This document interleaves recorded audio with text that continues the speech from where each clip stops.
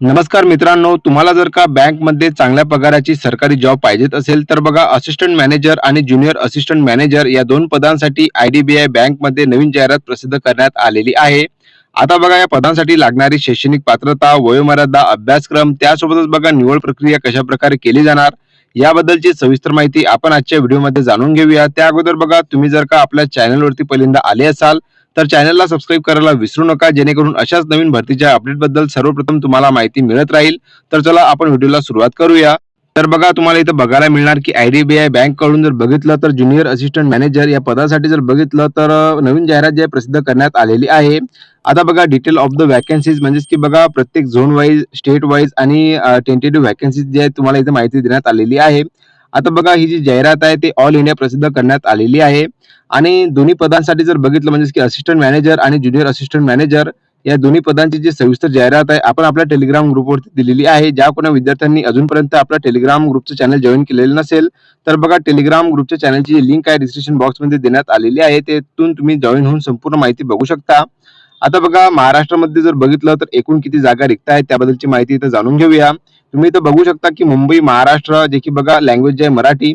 आता बघा मुंबईमध्ये जर बघितलं तर एकूण 130 जागा आहेत. नागपूरमध्ये बघा 50 जागा आहेत. त्याच खाली जर बघितलं पुणेमध्ये तर 55 जागा आहेत आणि ऑल इंडियासाठी जर बघितलं तर बघा 1100 म्हणजे की ज्युनियर असिस्टंट मॅनेजर या पदासाठी जर बघितलं तर 1100 रिक्त जागा आहेत आणि असिस्टंट मॅनेजर या पदासाठी जर बघितलं 200 जागा रिक्त आहे. अशा टोटल जर बघितलं तर 1300 रिक्त जागांसाठी जर बघितलं तर आय-डी-बी-आय बँककडून नवीन जाहिरात जी आहे प्रसिद्ध करण्यात आलेली आहे.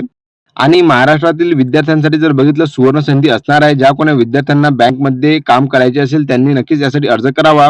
आता बघा ज्युनियर असिस्टंट मॅनेजर ग्रेड ओ ची पोस्ट आहे. टेंटेटिव्ह वॅकन्सी जर बघितली तर इथे देण्यात आलेल्या आहे, जे की तुम्ही इथे बघू शकता. मुंबईमध्ये 130 आहेत, नागपूरमध्ये 50 आहेत आणि पुणेमध्ये जर बघितलं 55 जागा इथे रिक्त दिसून येणार आहेत. आता सोबतच जर बघितलं तर कॅटेगरी वाईज पण तुम्ही इथे जागा बघू शकता की युआर मध्ये जर बघितलं तर 52 जागा आहेत मुंबईसाठी. नागपूरमध्ये बघा 20 जागा आहेत आणि पुणेमध्ये 23 जागा आहेत युआर कॅटेगरीमध्ये. संपूर्ण जे कॅटेगरी वाईज जर बघितलं तर हा डाटा तुम्हाला इथे देण्यात आलेला आहे, तुम्ही इथे बघून घेसाल. त्याच खाली जर बघितलं तर आणखी जे काही इम्पॉर्टंट पॉईंट आहे म्हणजे की बघा अभ्यासक्रम काय लागणार आहे आणि त्यासोबतच यामध्ये पगार किती दिला जाणार आहे त्याबद्दलची माहिती इथं जाणून घेऊया. आता बघा इथं जर खाली आपण आलो तर तुम्हाला इथं एज्युकेशन क्वालिफिकेशन बद्दल इथं माहिती देण्यात आलेली आहे, जे की बघा सर्वात महत्त्वाचं असणार आहे की यासाठी ज्युनियर असिस्टंट मॅनेजर यासाठी शैक्षणिक पात्रता काय लागणार आहे. तर बघा बॅचलर डिग्री इथं with minimum 60% of general, EWS and OBC candidate आणि एस-सी, एस-टी, पीडब्ल्यूडी कॅन्डिडेटसाठी जर बघितलं 55%. आता बघा तुमची जर का कोणत्याही शाखेतून जर का तुमच्याकडे पदवी प्राप्त असेल, जे की बघा ओबीसी असाल, ईडब्ल्यूएस कॅटेगरी आणि जनरल कॅटेगरीसाठी असेल तर 60% गुणांसह पदवी प्राप्त असायला हवी आणि जे काही एस-सी, एस-टी, पीडब्ल्यूडी कॅन्डिडेट असतील तर बघा 55% गुणांसह जर बघितलं त्यांच्याकडे पदवी प्राप्त असायला हवी. जे की बघा कोणत्याही शाखेतील जर का तुमच्याकडे पदवी असेल तर तुम्ही यासाठी अर्ज करू शकाल. तुम्ही यामध्ये जर बघितलं असं क्लिअरली ते मेन्शन करण्यात आलेलं आहे.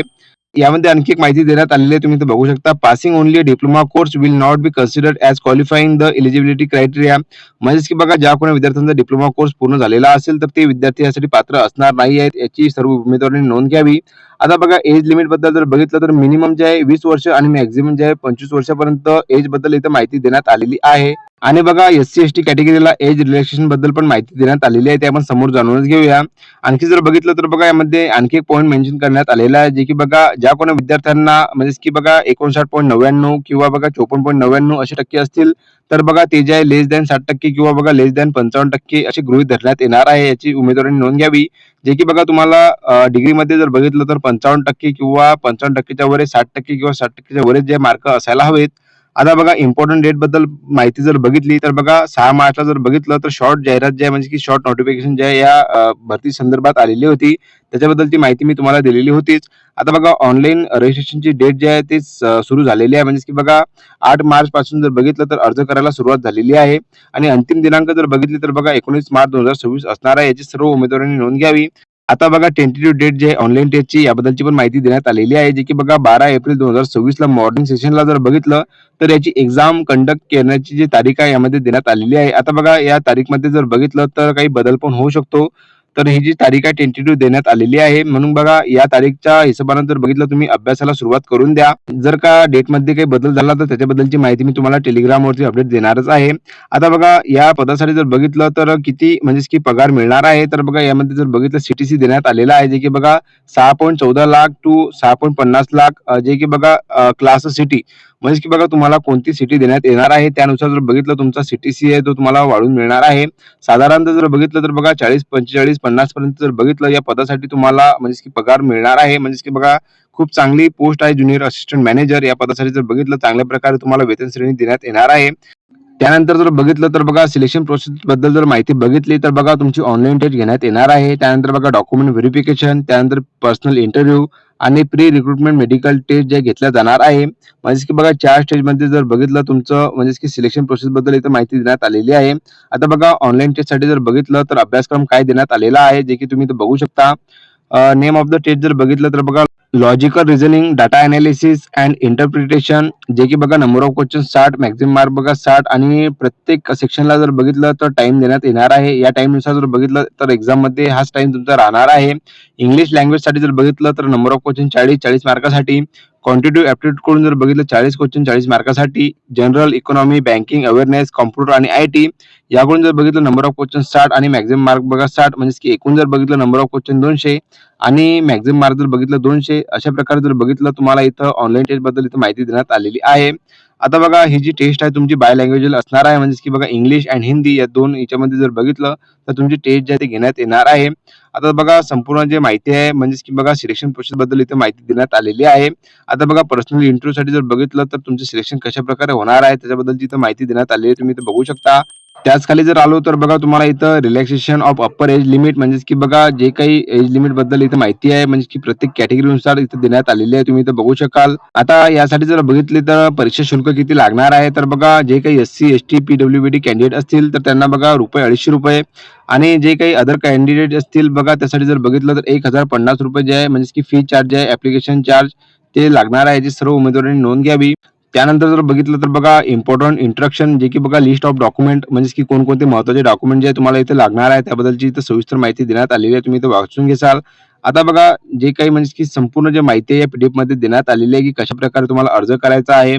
त्यासोबतच जर बघितलं तर संपूर्ण जे काही माहिती असेल या पीडीएफ मध्ये देण्यात आलेली आहे. तर अशाच प्रकारे जर बघितलं तर बघा असिस्टंट मॅनेजर या पदासाठी पण बघा तुम्हाला 200 जागांसाठी जर बघितलं तर जाहिरात प्रसिद्ध करण्यात आलेली आहे आणि त्यासाठी जर बघितलं तर तुम्हाला कोणत्याही सेक्टरमध्ये बँकिंगसाठी जर बघितलं 2 वर्षाचा अनुभव मागण्यात आलेला आहे आणि त्याची पण पीडीएफ बघा आपल्या टेलिग्राम ग्रुपवरती मी तुम्हाला दिलेली आहे.